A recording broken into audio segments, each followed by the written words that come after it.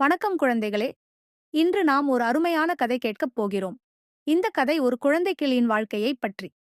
ஒரு நாள் கிளியோ என்ற கிளி ஒரு புது காட்டு பூங்காவுக்கு வந்தது.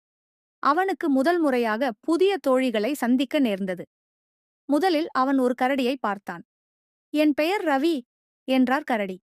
நான் அடிக்கடி காடுகளில் சுற்றி வருகிறேன். பின்பு கிளியோ ஒரு மினுமினு குரங்கு கண்டான். என் பெயர் சாமி என்று கூறி அந்த குரங்கு கிளியோவை விட்டுவிட்டு புயலால் ஓடிவிட்டான். அப்போது கிளியோ ஒரு அழகான பூனை, என் பெயர் மயூரி என்று கூறி அவனை சந்தித்தாள். நீங்கள் என்னுடன் விளையாட விரும்புகிறீர்களா? கிளியோ புதிய தோழிகளுடன் நிறைய சந்தோஷமாக இருந்தான்.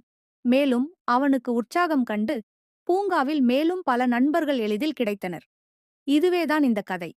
நீங்கள் நினைத்தால் நீங்கள் அனைவருக்கும் புதிய நண்பர்கள் இருக்க முடியும். அன்பும் நட்பு பரிமாறும் உலகம். இந்த கதை பிடித்ததா? அப்படியென்றால் மறக்காமல் எங்களுடன் பகிருங்கள். நன்றி.